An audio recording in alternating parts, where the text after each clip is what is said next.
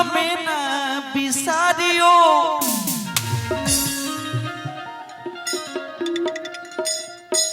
चाहे लाख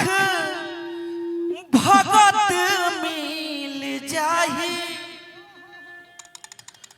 और हम सब तुमको बहुत है ओ मेरी माँ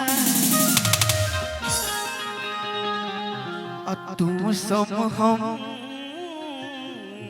को चाहिए।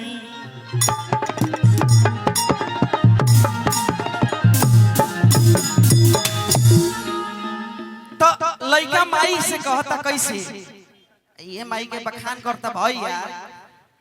कि जतना माई अपना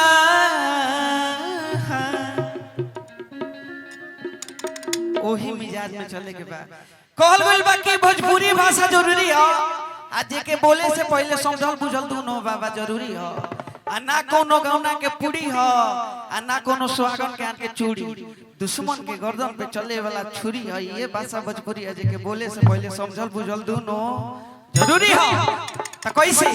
कि जतना माई अपना बेटवा के दुल्हा दूसर के प्यार दे हो जतना माई अपना बेटवा के दुल्हा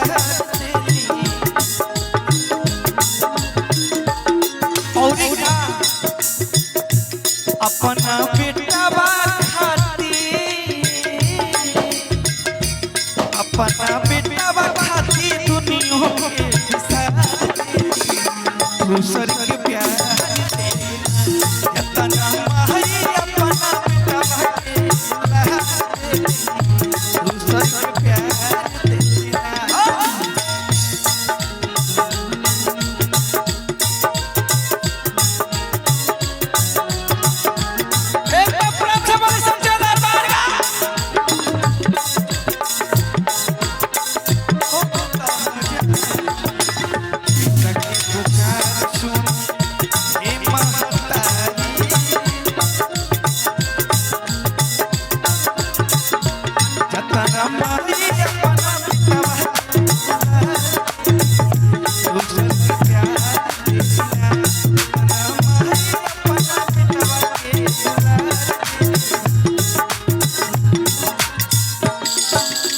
दीपक बाबा और लड़का कहता कौन आओ दुनिया बनावे वाली तू ही हम माई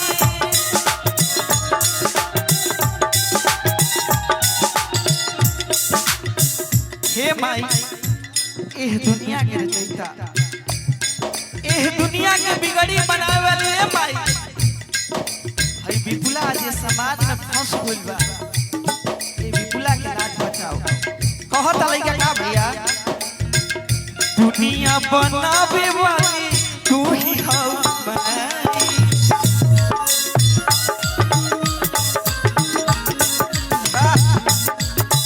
दुआले और का दर दर घूम आइयो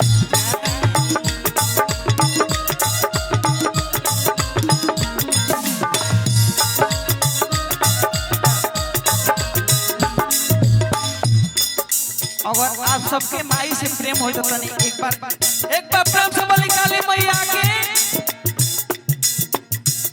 दुनिया बनावे वाली तू ही हो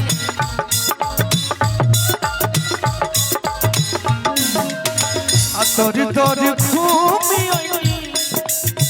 ओ कहां जाए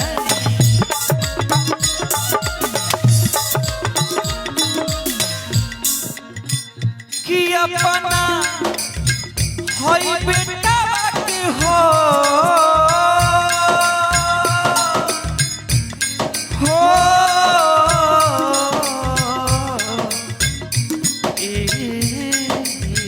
मैया और क्या अपना बेटा खाती अपना बेटा खाती दुनिया के जतना माई अपना बेटा के